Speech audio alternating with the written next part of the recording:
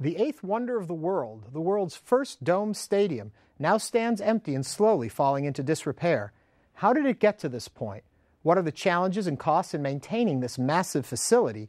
And what does the future hold for one of the most loved architectural structures in America? Tonight, we explore the fate of the Astrodome. I'm Ernie Manous, and this is Houston 8.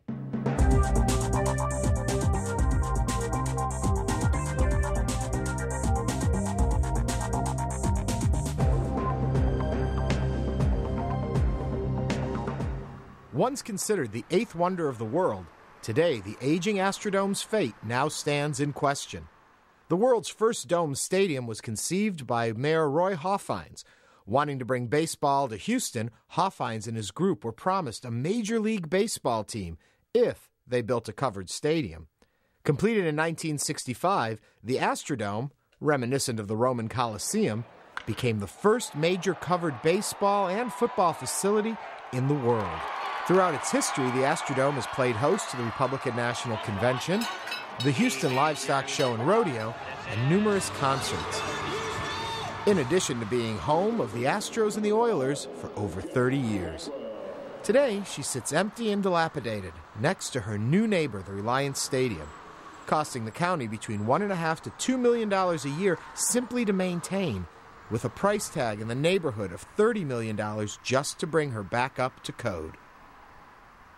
Joining us are Edgardo Colon, chairman of the Harris County Sports and Convention Corporation, Butch Robinson, chairman of the board of Houston Livestock Show and Rodeo, and Harris County Judge Ed Emmett. Thank you all for being here this evening. Thank you. To start off with, explain a little bit, Mr. Colon, about what your organization does. Who are you folks? Well, the Harris County Sports and Convention Corporation was created in 1999, and it was mainly when they were going to build a Reliance Stadium. So the county created this sports corporation so that we could oversee the management of the facilities of the entire Reliant Park.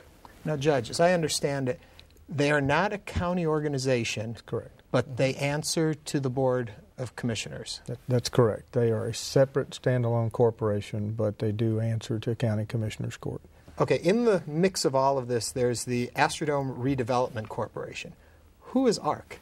Well, Astrodome Redevelopment Corporation is a separate independent group that wanted to build a hotel, convert the Astrodome into a hotel. And they negotiated with the Sports and Convention Corporation for those rights. And for a while they had exclusive rights, but now they no longer even have exclusive rights. They're just one of the suitors, if you will, that want to do something with the Astrodome. Okay, so they were an independent organization outside of the government agency. Correct. Okay. Mr. Robinson, the history of the rodeo tied in with the Dome and with the whole Reliant Park area now, as we call it. When did all of that start? Well, it actually started back in 1964. The rodeo had outgrown its facilities downtown and had purchased some property out off of 290 and 610, where 290 and 610 now intersect, and had planned to build their own facilities. Well, Judge Hoffines approached a group of people with the rodeo at that point in time and invited them to become a lessor or lessee out at the new Astrodome project. And we looked at that and accepted at that point in time.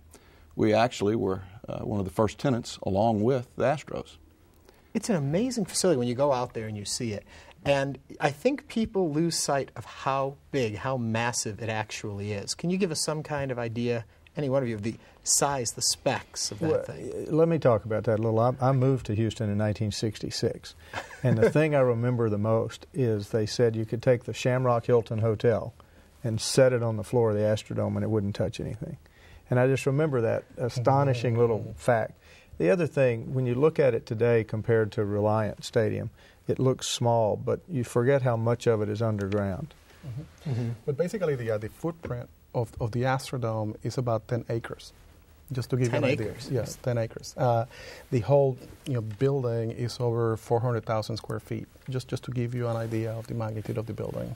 Okay, to help people understand, too, the and I had a little trouble following all of this through, so gentlemen, help me if you can with it. The Astrodome is actually owned by the county. It is a county park, correct? Correct. And so the tenants, because of Hoffein's involvement with the sports, that his lease continued on through the sports team, so they always, in a sense, held the lease to the Dome. Correct. Then when baseball... Oh, right. I get the feeling Mr. Robinson wants to say something. Well, at the same point in time, we held a lease on the Astrodome and the park for about 6 weeks every year.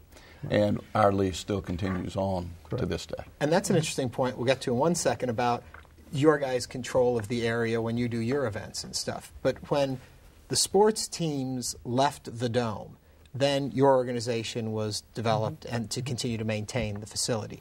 But now with the big stadium there, who owns the leasing to that now? Does that go with the sports ownership, or is that also held with... No. Actually, the Harris County leases the property to the Sports and Convention Corporation, the entire park. So we are the main lessee, so to speak.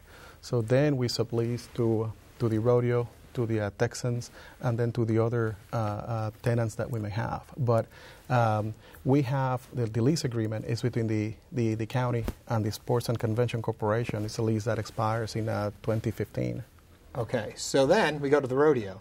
And you folks, since you've been there from the start, and I'm assuming over the years have negotiated different things so that you're where you're at today, but you have a lease on the park, and as I was told, fence to fence, which is a great term to explain it to everyone out there, for the period of the show and the load in and load out, whatever that turns out to be year to year.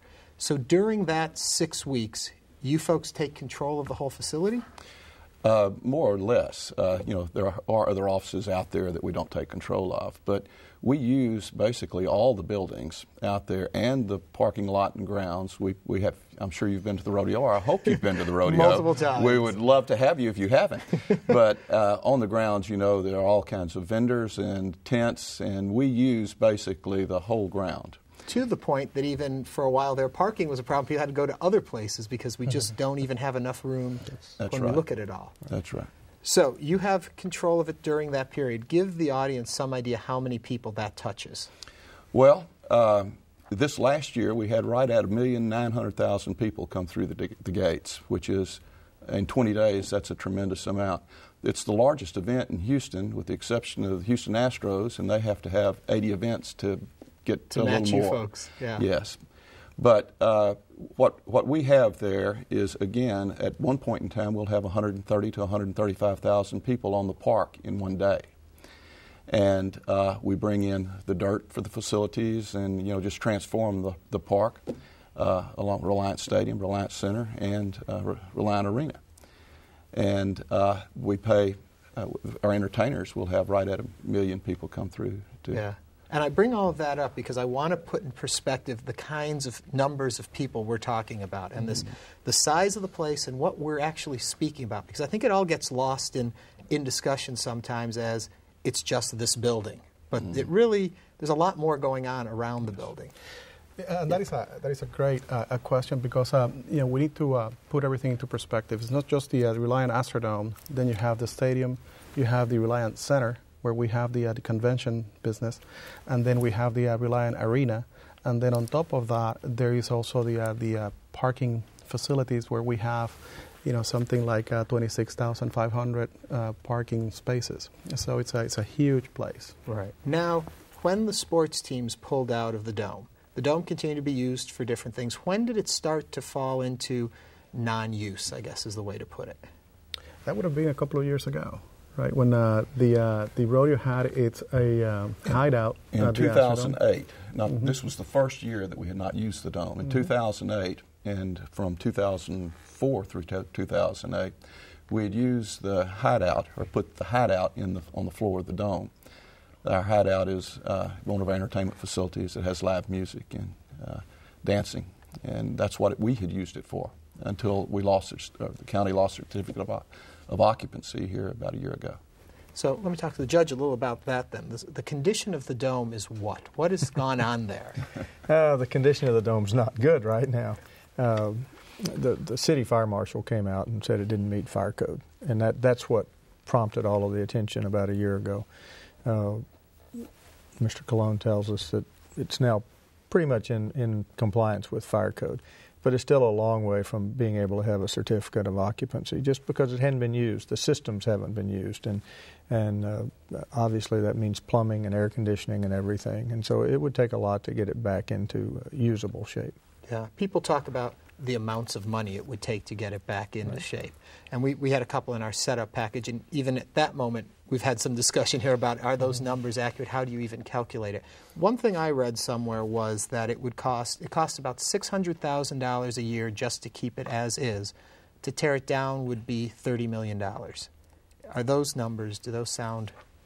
The first number actually sounds a little low to me, just to upkeep. I think it's probably more like $1.5 million or $2 million. And to tear it down, I don't know that anybody's done an accurate cost on that, but it would take a lot because you don't know what kind of asbestos abatement you have to go through and all those things. Right.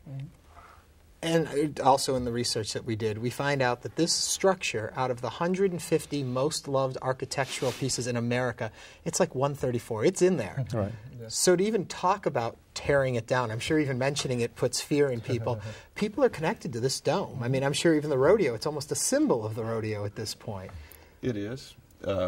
We were in the dome for 37 years. When we left the dome, that was over half the rodeo's life. We're in our 77th year now, and 37 of which were in that one building. I'm a native Houstonian. I had a summer job in high school that was working on one of the subcontractors for the dome. So do we even have on the table tearing the dome down? Is that something that's even being thought of, or no? No. At this point, I know of nobody in an official capacity who's even talking about that. But we are at the stage where we're going to have to make some hard decisions about the dome. And everybody has different ideas. You mentioned earlier a group that wanted to convert it to a hotel. Very costly venture. Don't know that they could ever come up with the money to do that. We have other proposals out there now, and we don't need to go through all those, but they're all viable. And I think we're at the stage where the corporation is waiting to hear from somebody that comes with an idea that will work. Beyond that, though, I think a lot of us, certainly I am, at a position now where we'd really like to see the dome be a public venue, something that may not be one thing to itself, but multiple things. And for example, the idea that we have so many festivals in the Houston area. You could put a festival in the dome, you don't have the vagaries of weather, and that would generate a lot of traffic. You could schedule it so it might not compete with the livestock show and rodeo. And frankly, if you turn it into a public venue, the rodeo could use it again. And we could charge them some exorbitant amount to come use the dome. Well, that's negotiable, I'm sure. Yes, I'm sure that is. But that brings up a good point, too, is that we talk about the dome as is and getting it back up to shape and up to snuff, in a sense. It's going to cost a lot of money. And that money is going to come from somewhere, more than likely those of us watching right now at home, that it is a taxpayer thing. And so how do you balance, especially in these economic times, what we say, okay, let's spend $500 million on the dome? I mean, where? Well, there are two paths to take. And when I first became county judge a little over 2 years ago, the hotel idea was the one idea on the agenda. You know, that path, whether it's a hotel or anything else, would say a private group would come in, basically do a very long-term lease, and they'd take the dome and they'd repair it and they'd turn it into whatever they wanted. The odds of financing a project like that have gotten slimmer with the economic downturn. The other path would be to keep it in the public realm, whether it's for museum type thing, festivals, whatever, public gathering place. That would eventually lead to a situation where I think you'd have to go to the public and say, okay, this is what we want to do with it. This is how much it's going to cost. Do you approve or you don't approve? Do you want to vote the bonds to do that? And we'd leave it at the public. At this point in time, do you get the feeling there would be support for it? I mean, there seems to be such love for the building. I do. But then you talk money, and I think some of that love might shift. Well, I think if the idea was good, if people said, we want the Harris County Dome to be there for us to use, then I think people would sign up, particularly if you can combine those two paths a little. We have some private groups that could use part of it and lease part of it and for a permanent activity. And then you could have the rest as public use. But I know the corporation's looking at all kinds of new ideas now, and I know Commissioner's Court is. Mr. Robinson, then that brings me back to you. With Sure. being such a major tenant, and of course, yes, the Texans also, and so I don't expect you to speak for them.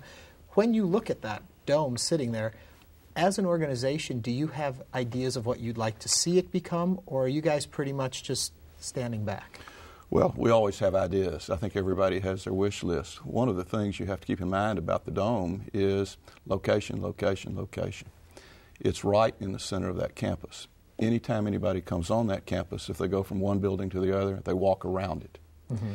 It would be nice if it could be incorporated with the other buildings to have to add to a facility that would help us to grow and to spread out a little bit and get grow a little bit. One of the things that I looked at was what the rodeo has done over the last few years. When we first moved out there was 2,000 volunteers, and this year we had 21,000 volunteers. Yeah. In the middle of that, we had built the Astro Hall and donated it to the county, had added additional square footage to the Astro Hall and donated that to the county, and the Reliant Arena, we called it the Astro Arena at the time, the rodeo had built, and donated that to the county. You're leading me perfectly into my next question, which is, why doesn't the rodeo just take it? Well, you have to keep in mind we are a 501c3, yeah. And you're talking about a tremendous amount of money to redo that particular project. And when you get right down to it, we use it for 1/12 the time, 8% of the time. Yeah. And for a very, very large project, we would have trouble convincing everybody that it's in the rodeo's best interest to fund that type of project. However, everything is subject to negotiation, and we have participated in the past in our history. That's one thing that history does say, is that once we decide to do something, I think we can. But it has to be something that's reasonable for the county, for the citizens of Harris County, of which I'm one. And we have to look at it realistically and reasonably, and what else we might have to do depending on what is done in the dome. Right. If we need additional facilities, we would have to look at the cost of funding those too. So it's more complicated than just saying, why doesn't the rodeo do it? Well, I think that's the big issue over all of this, is that it is a very complicated thing. And I think people watching and hearing about this think, why hasn't a group just come in and taken it? Well, when you talk about the price tag, and especially in today's economic times, these are huge sums of money we're talking about. And then how does this fit into the whole plan of everybody else on the campus? So, Mr. Cologne, are there groups coming to you?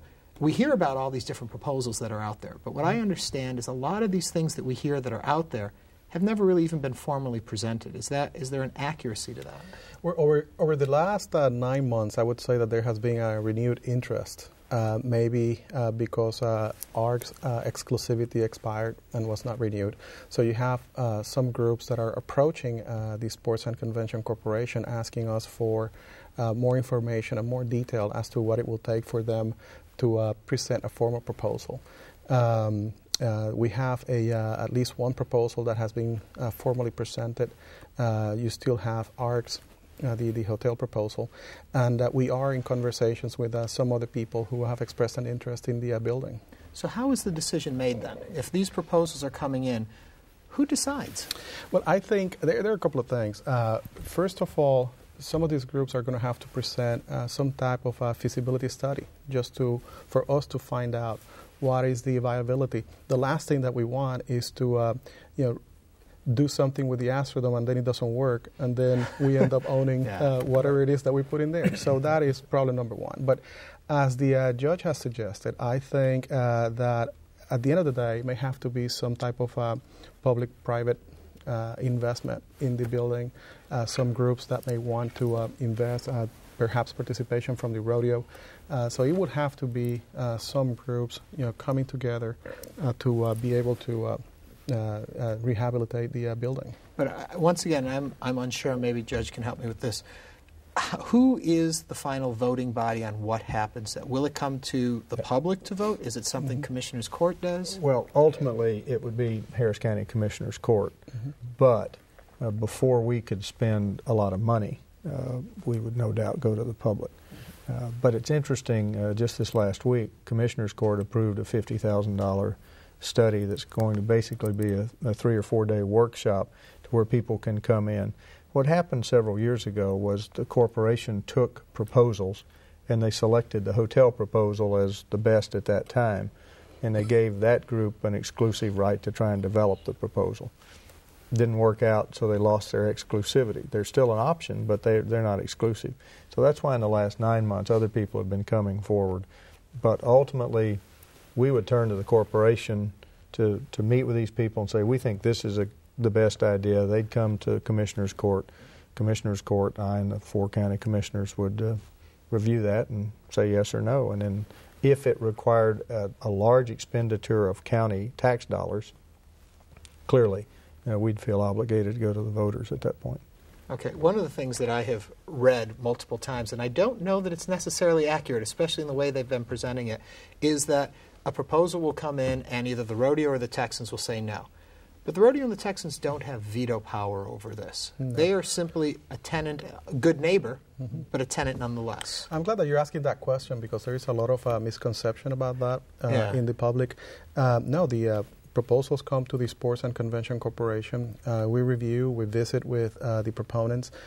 Now, what we also have to understand is that the rodeo has certain rights under their lease. The Texans have certain rights under their lease. So, we have to be able to accommodate all of those rights into whatever the proposed rehabilitation of the building will be. So those are things that we obviously have to take into consideration. But to say that either the rodeo or the Texans have veto powers over the future rehabilitation of the building, that is not true.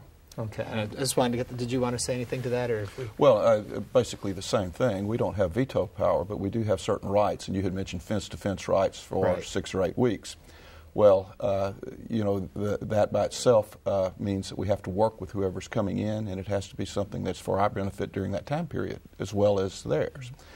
And that can cause conflict, but we're trying to work with the county to be sure that there's a positive outcome for the citizens of Harris County. Is there an end to your lease? Is there a certain time period that you have a lease through, yes, or is it kind of ongoing? But it's 2000. It's several years, a number of years left. Right. I believe it was a 50-year lease, and there's several years left in that time frame. And really, I couldn't see that facility without your guys. I mean, you've put so much into it and stuff, and so I watched the development of that, and I wonder what next and all that. One plan that we see mentioned all the time, and it gets a lot of attention in the media, and even recently there was a new release about it, is the idea of the studios there. Earlier on, when we had talked about doing this actual show and then we moved it till now, I guess it hadn't even been proposed yet, yet there was still all this publicity about it. Where are these kind of proposals in the process, without getting specific if you don't want to? Well, they have visited with us. We have had very good meetings with them, and they are in the process of presenting a formal proposal to the corporation. At that time, we will look at it. At some point, again, they're going to have to come up with some type of feasibility study to tell us how viable the project is, and then we'll start making decisions. Is there a certain checklist you're looking for things that you have to have before you will see a proposal? The financials. Yeah, and I would assume that's getting harder and harder, though. Yeah, and I think it's important to pick up on something Mr. Colon said. If we use it as open space, even if we put some things in parts of the dome and use the rest for open space, that's one thing. But if we turn it over and let somebody convert it to something completely different, whether it's a hotel or anything else, if that project fails, then we're no longer the proud owner of an empty icon called the Astrodome. Now we're the proud owner of some failed commercial enterprise, and that's the worst scenario of all. So we want to be sure that whatever decision we make is viable, whether it's that private pathway I talked about or the public pathway, and I think that's the concern we all share. Another misconception out there is that the city of Houston is an overseer of it. Right. Is there any connection with the city of Houston other than it's in their borders? That's all. Okay. Another one that I've just heard recently, and this was very recent, I'm just kind of curious about it, the university idea. Somebody wants to put a school into the, and you're looking at me very perplexed, which makes me wonder. No, I think that confusion comes up from some wording of the item that was on the Commissioner's Court agenda I referred to. It talked about a science engineering institute, but it was to be combined with a planetarium and something that universities and public schools could all use. But it wasn't converting it, the dome itself, into a school. We often go to Facebook and mention our topics and see what people have to say back. And one that we got was, they don't care what happens to it as long as it's preserved and used for the public, which I think is pretty much in line with where you're coming from. And that's what I've heard for 2 years. Because you can imagine, I came into this job, no connection to county government, no connection to the dome other than having attended events there. And so I would just stand up and ask, how many people want to tear down the dome? And virtually no hands went up. How many people want to save it? Everybody's hand would go up. And then you'd ask, what do you want to do with it? And that's where the discussion broke down. Well, I will say, gentlemen, it's no easy task to figure this out. There's a lot of emotions tied to it, too, but I think that you're all working on it. So thank you all very much for coming in today. Thank you. Thank you. Now, Thank you. each week we invite you to visit our home online at HoustonPBS. Simply click on the Houston 8 banner and you can join our online community. Read more about our guests, learn more about the topic, share your thoughts and ideas, and even suggest questions that we might ask during upcoming episodes. Remember, information posted on our website may be used on air, so keep that in mind when submitting. And that wraps it up for this week, and thank you all for viewing. Until next week, I'm Ernie Manous. Have a great week.